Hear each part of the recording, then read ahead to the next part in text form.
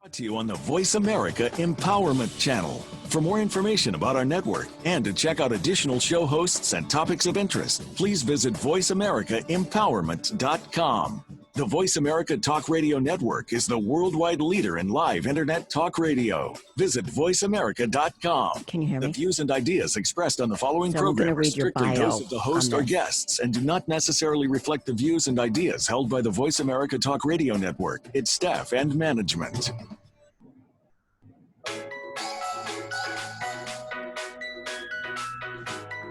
Are you ready to live your best life, be stronger, and fall in love with yourself? It's possible, and it's inside you, but you need to unlock the power within. Welcome to Fearlessly Authentic with Jody Harrison Bauer. Jody used to be afraid to take risks. It took some stepping out of her comfort zone to get her there.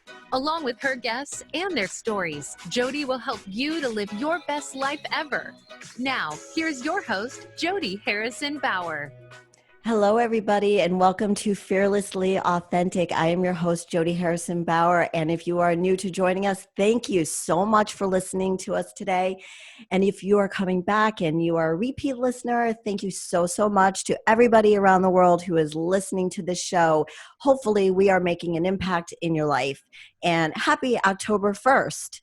It is beautiful outside. I always feel like the weather person when I get on here every Thursday, and I feel like I have to give you guys the weather report, but it always seems to be beautiful on Thursday, so I'm happy.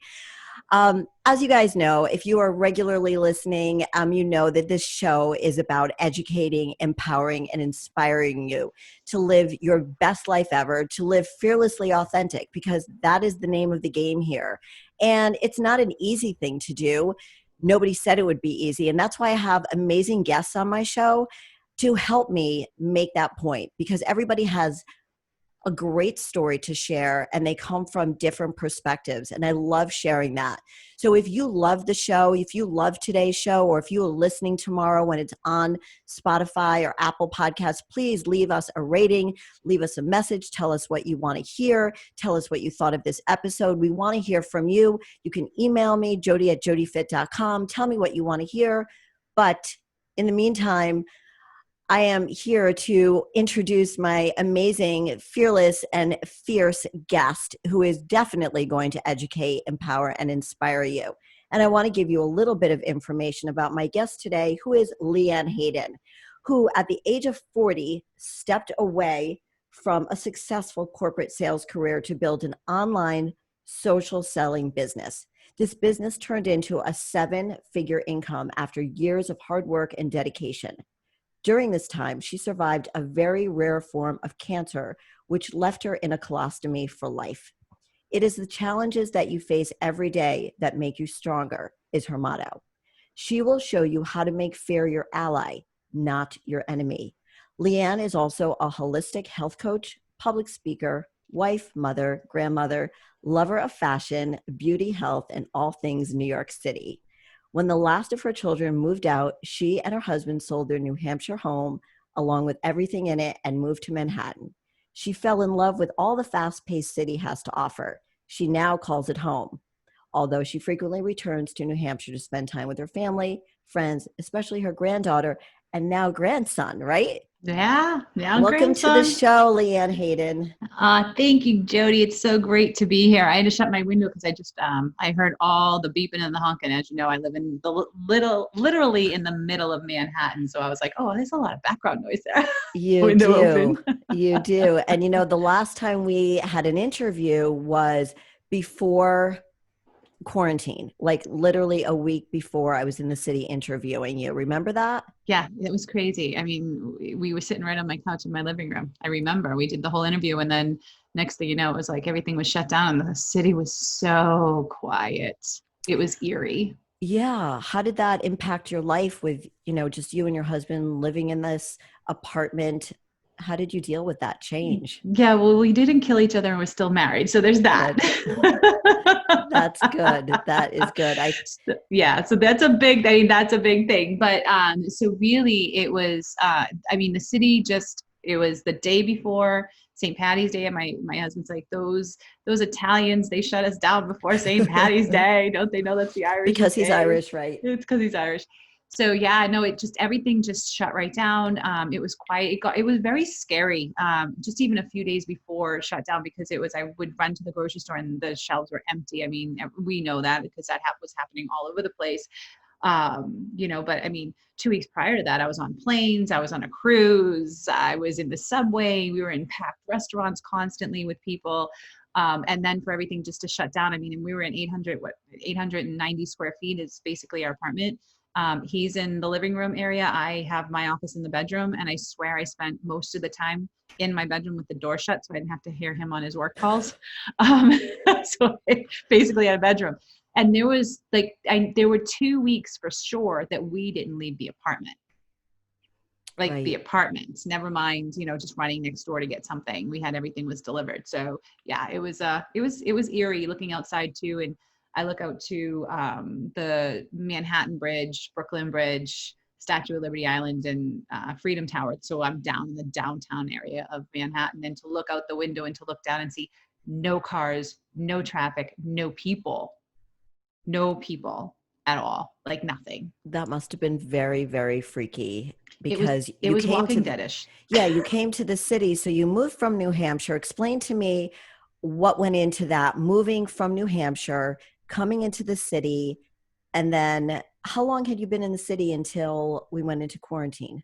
Yeah, so I had been in the city for 2 years right when quarantine hit. So what happened? So I'm from Massachusetts, met my husband, moved up to New Hampshire. We raised all 5 kids together. We had a beautiful house. Everybody was grown up together. And when the last of the 5 moved out, and this was, we'll get into cancer and everything else, but it was after my cancer, it was after my businesses, and my last business to close down. And my husband and I were in this phase of our life and of our relationship, even, that we were starting to struggle. And I just said to him, we need to get out of here. At the last laugh, let's go date each other. Let's go do something for us, and let's go somewhere fun. So we looked at Boston. We were like, Boston's great, but let's really go to New York. I wanted to come to New York. So we came down, we were just going to do it for a year or two. And here it is, 2.5 years or so later, and we're still here. So you made this move, basically, not that your marriage was in any type of problem, but you felt like all the kids are out of the house. I love what you said, we need to date each other. Like, we need to get sexy with each other again. We need to feel like we felt when we first started dating, and that flirting thing that I think many relationships. You've been married to John for how long now? 13 years together, 19. Okay. So I think so many people feel that they need to get that back into their relationship. And one of the things that we are going to talk about is, having that wonderful, sexy life with your significant other, and feeling physically and mentally well to have that. Because in order to have that flirtation and that sexy feeling all the time, to bring it back to when you were first dating, so you have that feeling of, ooh, he's just coming home or something like that, you have to feel good in your mind and your body in order to do that. So I think that's just an amazing idea, and a great idea for people who are maybe struggling. Maybe they'll go someplace else other than New York, but come to New York, whatever, because everything is changing so rapidly. So when talking about sex, let's talk about what happened 5 years ago when you got the news from your doctor that you had cancer. Yeah, so I've always been fit. I've always been athletic. I've always eaten healthy, clean, done all the right things all the time. And then there was a time prior to the 5 years. So let's say 4 years prior to finding the cancer, I was gaining weight in my stomach. I was gaining 5 pounds every 6 months. And it just wasn't normal for me. And I was like, this is a little weird. I started to grow a belly, and I'd never had a belly. My husband tried to tell me that I was allergic to wine. I told him to hush his mouth. That was not the problem. And so 5 years ago, I went to the doctor, and she found what we thought at the time was a cyst. And it ended up being a sarcoma tumor that radiation and chemo could not could not fix. So after 2 surgeries and 2 biopsies, they found it in September, so 5 years ago last month. And then it took them until it was January 15th of 2016, January of 2016. I had the longest surgery ever, and they finally removed the tumor. By the time they got the tumor, it was the size of a Nerf football. So it was 6 inches long and 4 inches wide. And during the time between the surgeries, my doctor said, hey, because of where the tumor is, there is a potential that you will have to be in a colostomy bag. And you're going to be there that way for life. And I was like, no, I'm not. Like, no, I'm not. Like, that's just not an option. That's not going to happen. And he finally said to me, he goes, listen, I don't want to, I'm going to try not to, but if it comes down to it, it's the only way I'm going to be able to save your life. And that's just, it's going to be my only option if you wake up like that. So finally, I woke up from it. And yes, I was in the colostomy. And the first thing I said to the doctor was, did we get the effer? Right? Because that's the tumor, right? So he goes, yep, we got everything. You're clean margins, everything's gone, like completely gone. So just like that, surgery, gone. And then he goes, I'll talk to you later. And that's when I realized I was in a colostomy bag. And my husband came in, and my husband's the one, I didn't even say, hi, honey, how are you? Anything like that. I just looked at him, I'm like, I'm in a bag, aren't I? Oh, wow. And the poor man just closed his eyes and nodded his head. And he's like, yes, you are. And I said, okay, well, we got to go to California next week. So let's get me up. Let's get going. We got to. Only you. It was one of those things that mentally I was just like, okay, I'm here. I'm alive. I felt great waking up because I didn't know going in if I was even going to wake up and what was going to happen after I woke up, and to feel alive. So you were scared going into the surgery for fear that what they would find, or that did you fear dying during the surgery? Not during the surgery. Okay. I felt that way prior to, because the type that I had was, if it hit my bloodstream, chemo radiation wasn't going to shrink the tumor, period. And if the cancer had hit my bloodstream, it would take a ton of chemo and radiation to try and get it out of my body, right? So surgery was always going to have to be an option of some sort.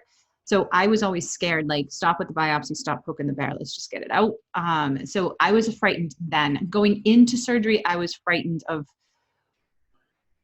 what they're going to find, for one, and what happens if they did poke it, and what happens if it all of a sudden was in my bloodstream, and then I wake up and now I'm just not going to be able to live a full life. And so going into it, I just felt all of a sudden I just had this peace come over me. Like, everything's going to be okay. You're going to be okay. And so I went in and went under. And when I woke up, I was like, okay, we're here and we're alive, and I've got so much more to do in this world. So let's get going with it. So now you're out there. You have been we've known each other for, I think, about 7 or 8 years now, because I know John let me know when you came out of surgery. Mm-hmm. And you never, ever let that stop you. And that's why you are such a damn inspiration.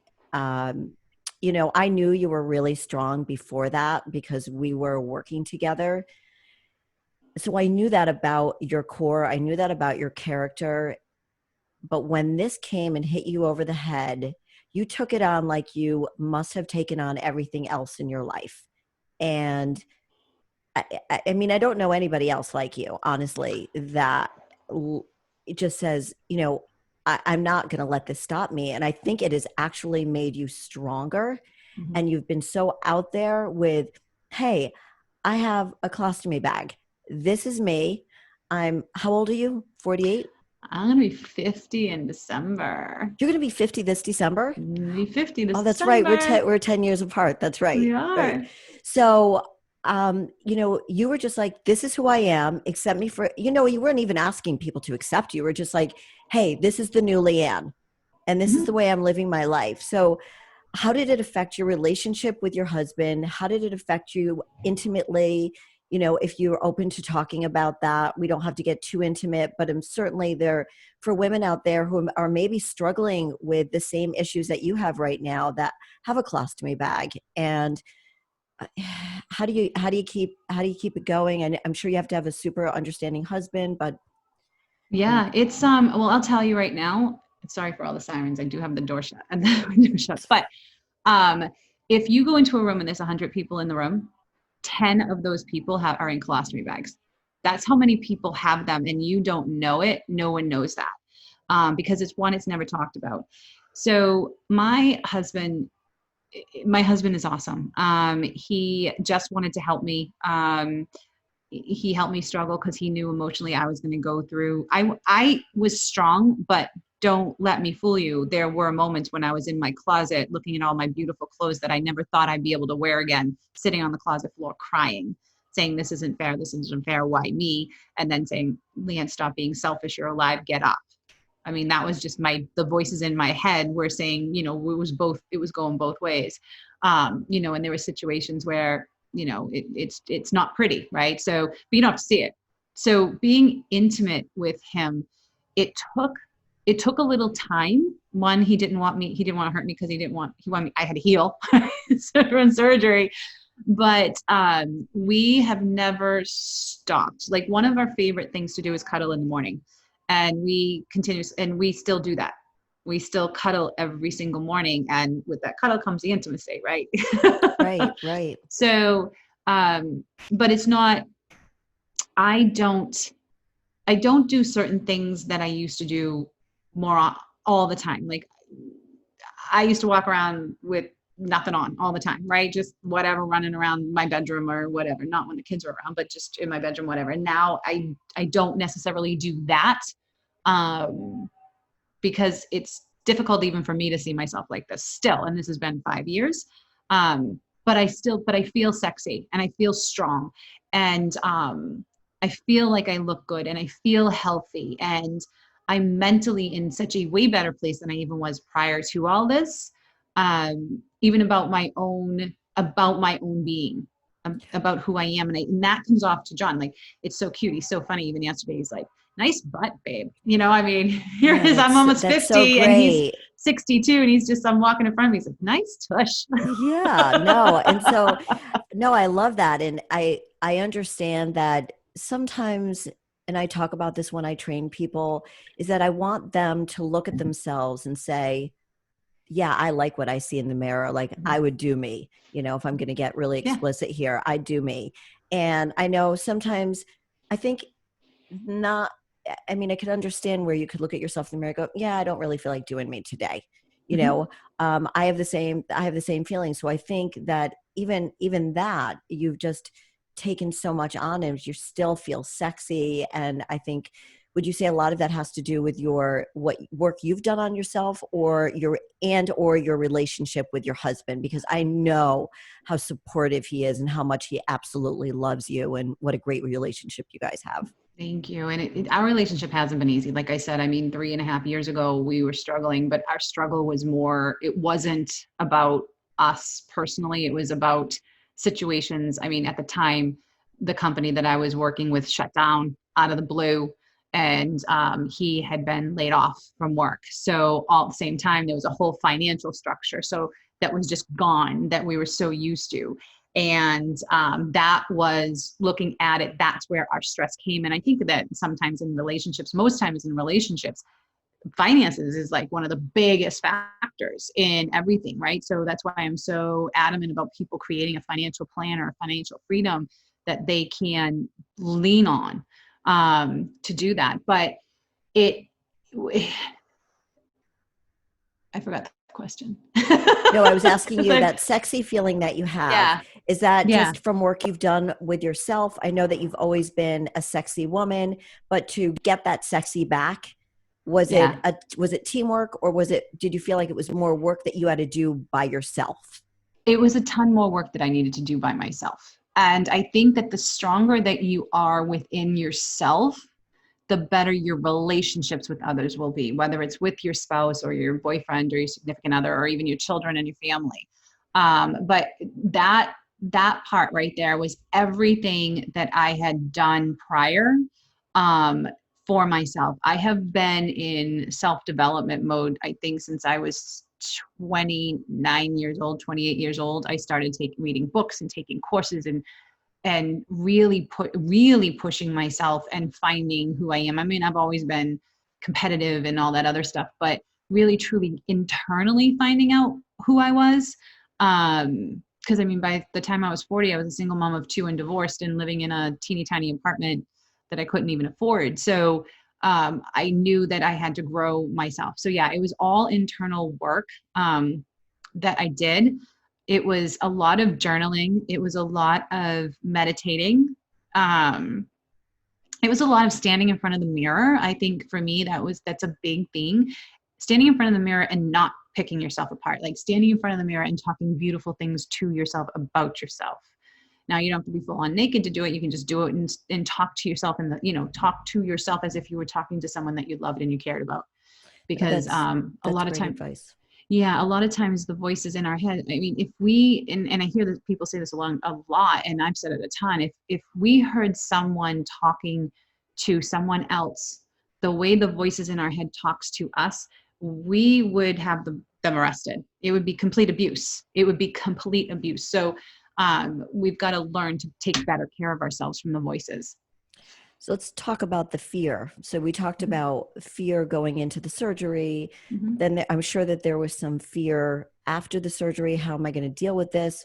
How am I going to live my life? So one of the things that you say is that you have made fear your ally. How have you done that?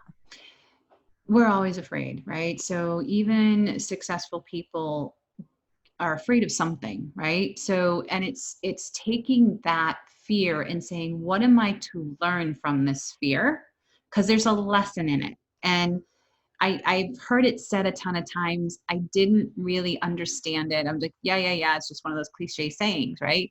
Until I really started to until I started to take action steps into it. So if I'm afraid of doing something and I'm looking, like, let's just say, Facebook Live or even a Facebook Live, right? So I want to go Facebook Live. Now I'm afraid because how do I look? Well, why am I afraid of how I look to other people? Because that's deeper, that's bigger, that's more.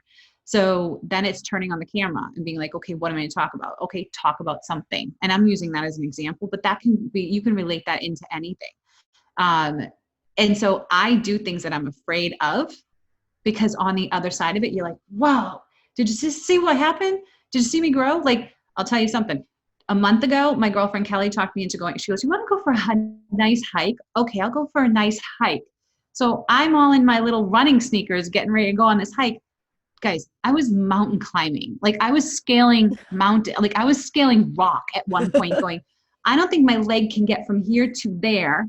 And I turned around and looked down and I'm like, well, I can't go backwards because there's no way down. So I have to, if I don't scale this, I'm falling off this mountain. Like she's inside. One, I wanted to kill her and I was afraid of it, but I'm like, I have no choice. I gotta go up. And it's kind of like, that's what happens as you make fear your friend, because we can choose to run away from things. We can choose to just run. But I think that when we embrace fear and make it our ally or our friend, and we say, okay, fear, let's go. We're going to go press that live button on Facebook. We're going to press that live button on IG, and we're just going to go and we're going to just do it. And if I get crickets in response, and we have both been there, crickets, I've texted you, hey, crickets. And it's a learning experience. And I think with every time we fear something, if we can just say, giddy up, fear, let's go, then we can learn. Because you're right, taking action, otherwise we stay stuck. We procrastinate, we stay stuck, and we don't move forward. And then we never, ever achieve our dreams or our goals. And you are one person who has just done such a great job of that, being fearful of the surgery, then embracing this new life that you have and saying, all right, let's do it. Let's just do it. Let's go there. And I think that is how you live your life. To me, that's when I look at you and I think of you, that is how you live your life. Thank you. Yeah. I love life and I love people and I love relationships, and it's important. It's important. So there's no way that there are certain things that I fear that I'm just not going to do. Like at this, I'm not even afraid. I'm just not doing it anymore. Like I used to want to jump out of a plane. Yeah, that's probably not happening. But talk to me when I'm 90, I'll probably do it. Right. So do you have a community of people who have gone through the same thing? You know what's crazy is no. And that's one big thing that is missing from the colostomy family. On Instagram, though, if you hashtag ostomy or ostomy awareness. So Ostomy Awareness Day is Friday, by the way, October 3rd. So it's a big deal. But if you go Saturday. on to Saturday. Oh yeah, Saturday. So if you go into, into Instagram, you can hashtag that, and then you can find the community, because there are a lot of people in ostomies, but there's really no one place to go to surround yourself. But I do have, like, my doctor will call me, or people will reach out to me because I'm so public about my situation. People reach out to me saying, hey, I've got so-and-so of a friend, or I know of somebody, would you mind spending some time on the phone with them because they may need to go into a colostomy, or they just got one and they weren't expecting it. Can you walk them through certain situations? And I'm very open with them to the products that I use, to my relationship with my husband, to the clothes that I wear, because it's all of it. What do you do? Do you name it? Does it smell? Like, all the questions that people have, I'm very open, and they can come to me and ask me any question, and I'll give them a straight up, at least from my experience, answer. Okay, so there's not a super strong community out there for it. There isn't. Okay. There isn't. So when you are talking about living with an ostomy bag, mm-hmm. Who is your core audience? Like, when you talk about it, who do you want to be talking to everybody, or to the men and women that are living like you? I think I'm talking to everybody, because I think that other people need to understand what it's like for someone. So, I mean, I had a friend come to me and say, thank God you talked to the way you do and you expressed everything, because my sister was in a bag for a short amount of time and it made noises. And I looked at her one time and said, you need to shut that thing up, not knowing that she had no control. So I think that the more people understand situations, the better everyone will be with it. Yeah, I think that's very, very true. I know mm-hmm. that I experienced it with my ex-mother-in-law, and mm-hmm. she was in her 40s when she had a bag. And it used to make noises, and we used to laugh, and sometimes it smelled, but she was alive, and that was my first understanding of something like that. And I think education, as I said at the beginning of the show, education is huge. And so the people that live with others or are living with it have that empowerment where they can educate and then hopefully inspire other people to be open like you are. That's, you're just such a huge inspiration. So I want to thank you for that, because I'm sure there are lots of people out there who are very grateful for your openness. Thank you. So when we come back, we're going to go to a commercial break right now. When we come back, we're going to talk about you getting on stage, your business, being a serial entrepreneur, and all of those wonderful things, and your message that you want to get out there to the world. So we'll be right back, everybody, in a few minutes. And we're clear. Thank you. So how do you feel? Good. How do you feel? How's it sound? Great. It sounds perfect. Okay. So when we get back, if you want to talk about the competition, we could do it real fast, and then we could go into so one of the questions that I have for you, I'm just going to that's what I need to do, is cross out some of these questions that I've asked you.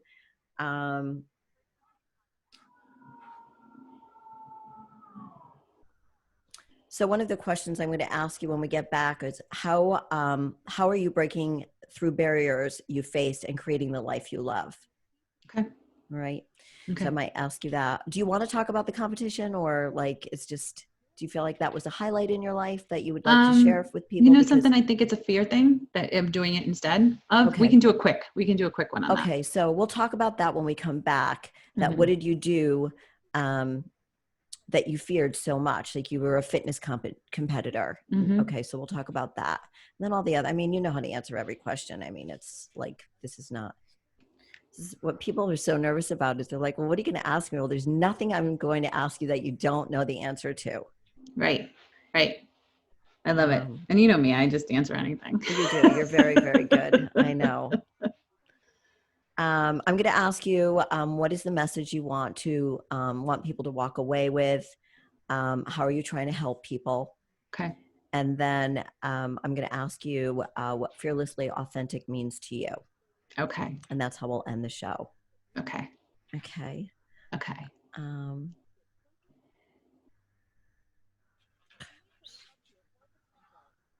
By the way, because I had makeup on, I took a few spoon pictures. Nice.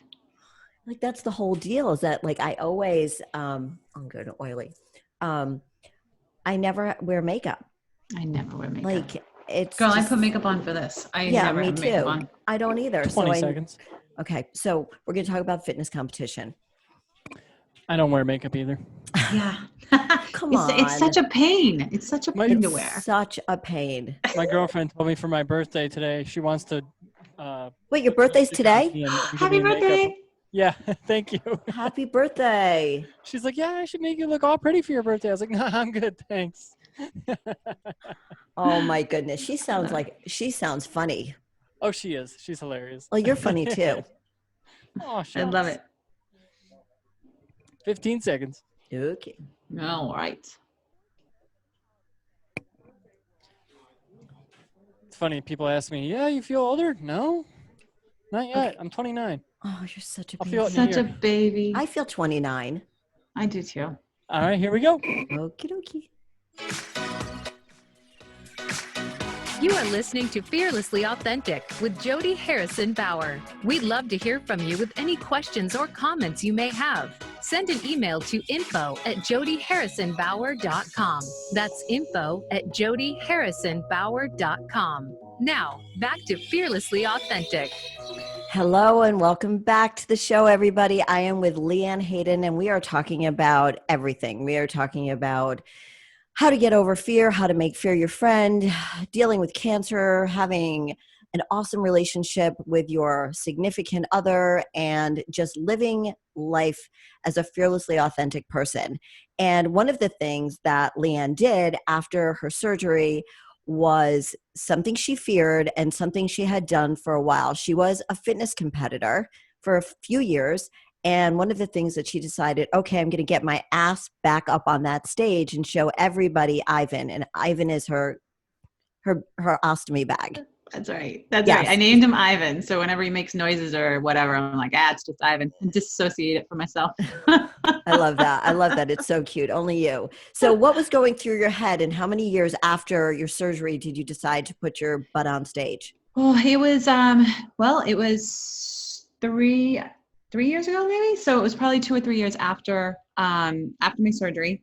I said, the heck with it. I need a goal. I'm goal oriented. So I needed a goal, and I wanted my body back. I was tired of, because through surgeries and, everything that my body had been through, I had blown up, and I said, I'm going to do a competition. So it's funny because the competition, when I did get to the I'm smaller now than I was when I did the competition, but that's okay.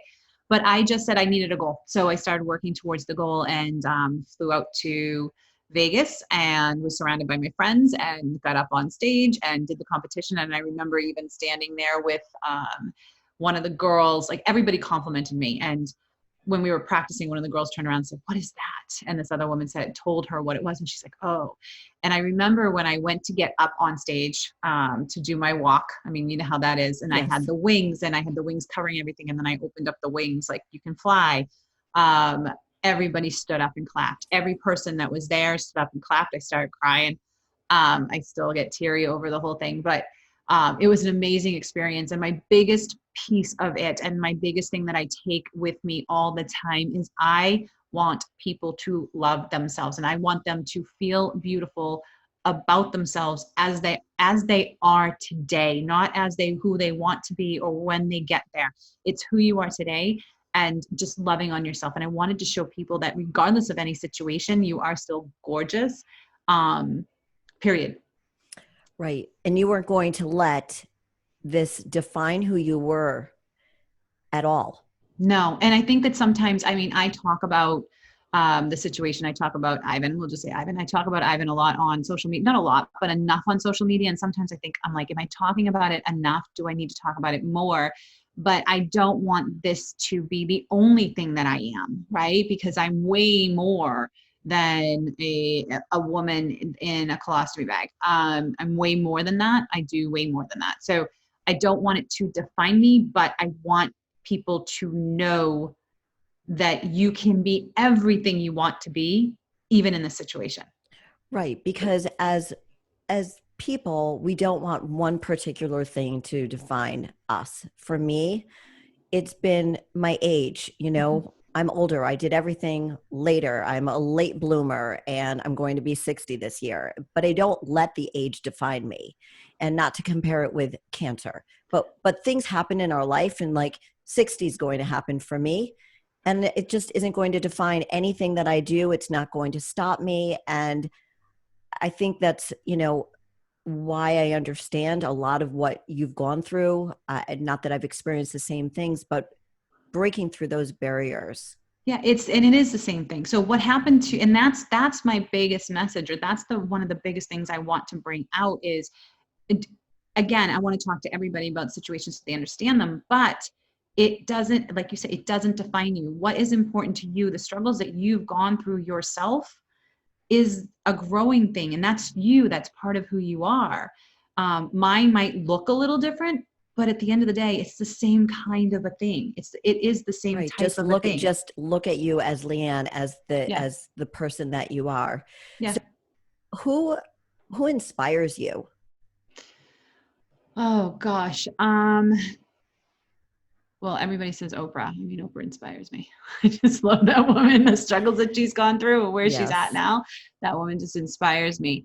There are a few people that inspire me. I think that there are people, believe it or not, that there are people that are on social media that I've watched them go through their challenges and how gracefully they do things. And there's not one big name to it. But they inspire me. People going through struggles inspires me. I grow online businesses, right? So people, even watching people grow their online businesses and feel success and having those just, their first sale or their first anything, that inspires me. So there's so much around me that inspires me. I'm not inspired by, I used to be inspired by, having all the name brand things and the big home and the this and the that, blah, like that doesn't matter. Like that's a big thing that I learned. Like none of that stuff matters. It's fun to have, but it's not important. I try to explain that to the younger people out there, that it's not about the stuff. It's about the fluff. Mm-hmm. Okay. So you don't want to be a person who's all stuff and no fluff. You want, all fluff and no stuff. You want to be right. The stuff is great for a little while, but what are you going to do with it? Like, it's not, you can't sleep with your Louis Vuitton bag or whatever you choose. It's not important. What's important is the relationships. And I don't know if you need to go through something very tough to understand that, or if it's just with age and wisdom. And that's what I love about being my age. And you're about to turn a half century and you've gone through a lot of crap.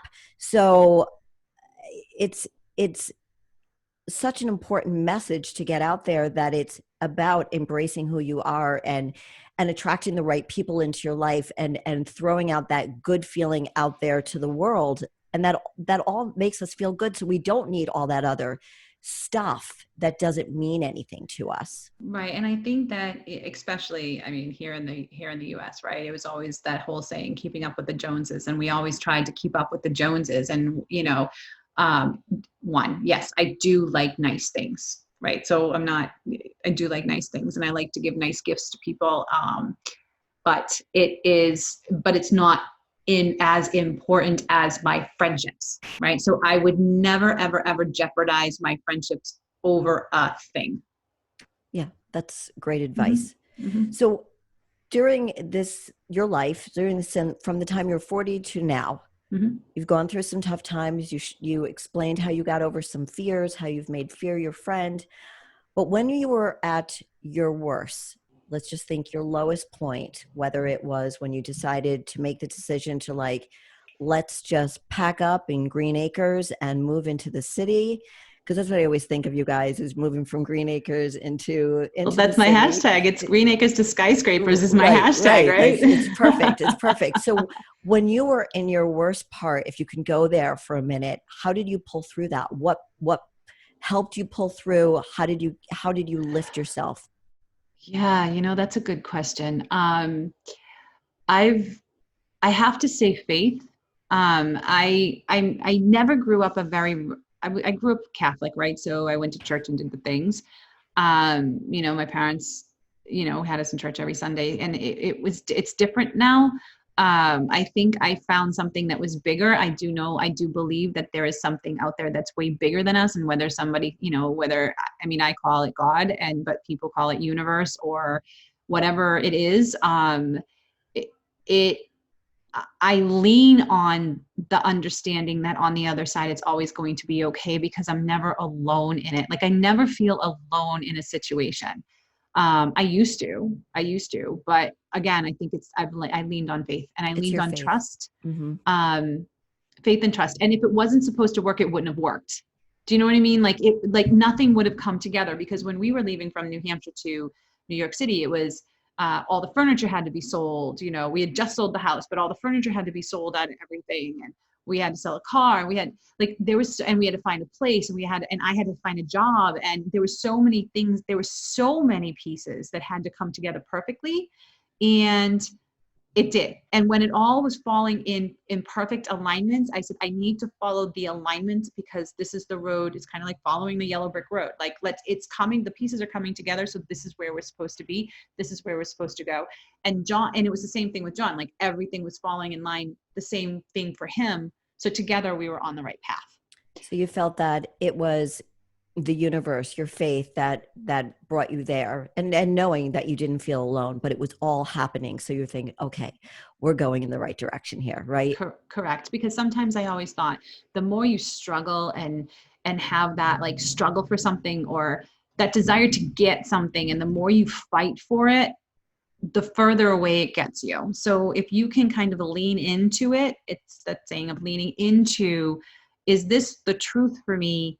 I don't need to make a decision the second. This is what I want. And what are all the options out there? What makes the most sense? And it will come together. It does come together. It will come together.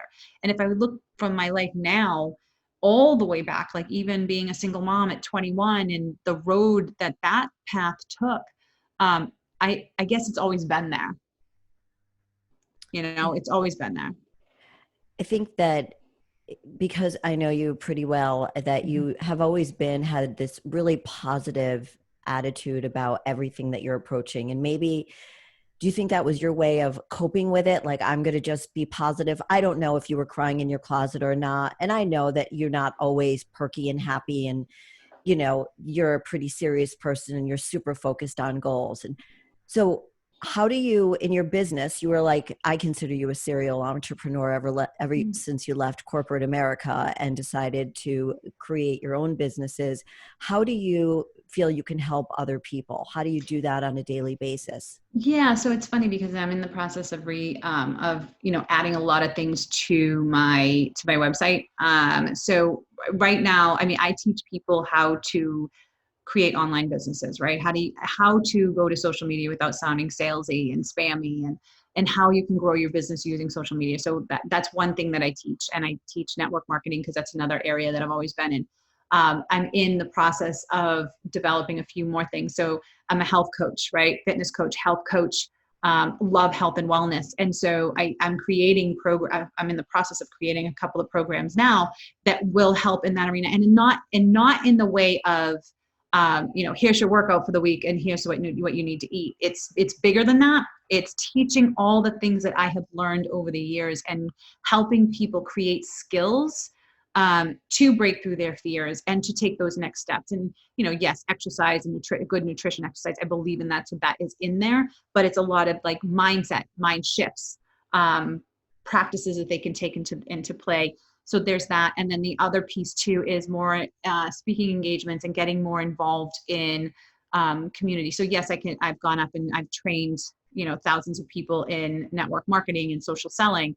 But the other part of the speaking engagements goes towards stepping out of your box, walking through the fear, how to cope with anything. Like my story can relate to anybody in any situation, and what were the coping skills. So I'm creating online program for that, and then some more speaking engagements around that. And what's the end goal for all of this that you're creating for people? Do you find that their biggest struggle is fear? What do you think most people come to you for? Fear. Most people come to me because they're afraid of an unknown situation, and they just needs a little direction into what to do with that. I mean, I can even take my daughter, for instance, right? So she's in the process of trying to figure out what she wants to do in her next steps. And before, I used to just tell her what to do, right? Now I don't tell her what to do. I say, okay, well, let's get all the options on the table, place them all on the table, and line it up and see which one makes the most sense. And then try and go in that direction of what makes most sense for you. And it will come together. If things were meant to come together, they will come together. It sounds like you believe in really envisioning things, imagery. Mm-hmm. And for me, I always go back to when you keep saying, you've said this a few times already, that if you believe something's going to happen, it will happen. And I am on the same page as you, girlfriend, totally. Because when I was competing for 10 years, competing in fitness shows, I would use that imagery to see myself on stage as the last woman on stage, holding the flowers, holding the trophy, being that last woman. And every time I saw myself there, I won the show.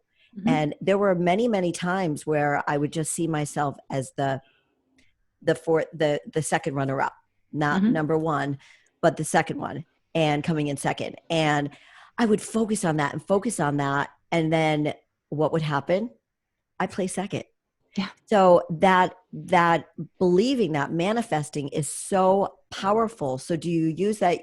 You were talking about your daughter. Do you use that when you try to help others overcome their fears? Do you use yourself as a person who's overcoming her fears, or on the journey of overcoming her fears? Yeah, exactly. That's exactly what I do. And it's funny because you were saying that. I remember back even from a corporate perspective, when I was in corporate America. And I would envision myself on the trips. Sorry, guys, something's dinging and it won't shut up. I was on I would get ready for my corporate trips, right? I know that I was going to make this trip. I wasn't sure how I was going to hit the goals to achieve it. And every time I envisioned myself on that trip or in that country or wherever it was, I got there. Like I got there. I did the do. Wasn't like I just sat back and dreamed the things were going to come to me. Right. I dreamt of it and I saw it, but I also did the action steps and I also did the work to get there. And I think that there's sometimes a disconnect when people are like, oh, it's all mindset. Just think it's going to happen. Well, you can't just think it's going to happen because it's not just going to happen. You can think it, you can believe it, but you got to take steps too. And taking the steps is where fear will stop you. And then right? that fear is tied to also procrastination. Yep. So a lot of people, I'm just writing about this in the column that I have for our local paper about procrastination and how it's tied to fear. Because if we fear something, we stop, we procrastinate, we don't move, and we actually slow ourselves down from progressing. Mm-hmm. So yeah, we do. Taking that down, like I think the point you made is, I don't just sit back there and dream a little dream and think it's going to happen. You actually do the work. Mm-hmm. And don't you think that for a lot of people, they do miss that connection when they see somebody successful like yourself doing network marketing, being on social, doing the things that you're doing? They're like, well, that comes easy to her. I'm just going to do what she does. But no, you got to work hard in any job you have. To have that success, you have to work hard. Yeah. I mean, it's funny because people look at me and they're like, you're so successful in this industry. And I'm like, yeah, but I wasn't successful day one. I tripped up. I got stuck on my words. I didn't know what I was supposed to say. I didn't know how to do anything. I mean, there's a saying, right? Every master was once a disaster, right? And it's so true, right? So you have to be a disaster in order to learn. I mean, you got to learn, and there's only one way to learn, and you got to look like a fool. And I think a lot of people, it's fear, and they're so concerned with how other people think of them. They're so concerned with other people. especially now with on social media and how everybody's trying to one up each other and, have Instagram lives, which isn't real life, by the way. And it's that, and then they get stuck, right? So they get stuck. It's the same coaching I give my clients when they come into the studio, and I just tell them that we have to take the steps. Mm-hmm. And, when we take that before picture, they're like, you're not going to share it with anybody, are you? And it's like, no, but wait until you get the after picture, because then you're going to feel really, really proud of yourself. And it's about having goals, breaking down the steps, little steps, so you're not overwhelmed. And I think that's what we probably both do as coaches, and we could also, hit on our experiences. We were stuck. I remember, again, going back to the fitness competitions, I waited almost like a year and a half to get my butt on stage. And finally, my coach was like, you're ready. And like literally pushed me out on stage. And I'm like, okay, I guess I am. And that's really sort of how you have to look at things sometimes, because you are ready. And if you overthink and you have that analysis paralysis, forget it. You're not getting anywhere. So it's great to have a coach. And so for anybody listening who's in that analysis paralysis stage, find a coach, find a mentor, get a therapist, whoever it is that you need to help coach you to get to that place. Because if you let fear stop you, you're never going forward. Yeah, and a coach definitely helps. I've had so many coaches over the years. And I love coaching. I love coaching people. Like I love coaching people. And it's small steps. It does not have to be. I think people think they need to do this huge thing to get there. And it's just those small compounded steps that add up to the big things. I completely agree with you. I have a question for you. I have so many questions for you, and we're going to be running out of time. One of the biggest questions I have for you is, how are you living a fearlessly authentic life? What does fearlessly authentic mean to you, and how are you embracing that life? I think fearlessly authentic to me is living who you truly are and being okay with it. There's no falsification of who I am.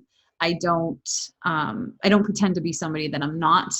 And I think that once you become okay with that, your life can be amazing.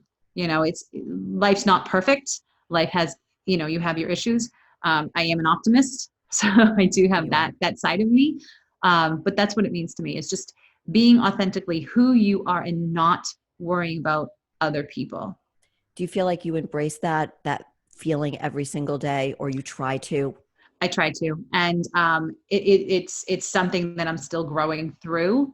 But the more I let it go, the more I let other people's thoughts, what I think other people think of me, the more I've let that go, the stronger I have become. I love that. I really do. I love that one. So when people walk away from listening to us talk today, what do you want their takeaway to be? I just want them to love themselves. I want them to just love themselves and believe in themselves, and just know that whatever you really, really, really want in life, really want, good or bad, is going to happen to you. And I hope that everybody looks to their future as something good. I know it's chaotic now. We've got COVID. We've got a whole world that we're not used to. I mean, 5 years ago, we didn't plan on this. So making big, audacious plans is probably out of the question right this second. However, believe in something bigger than you and go after it. So what's the next big thing for you? Oh gosh, something I don't know. Right now, I'm really happy with creating the programs I'm creating so that I can get out there and help more people.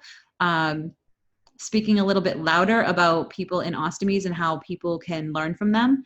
And and just growing my business, just growing my biz. Right. And you are a great coach and a great mentor. And, we've worked together for 5-6 years, and Leanne was super helpful to me in helping me with my business in network marketing.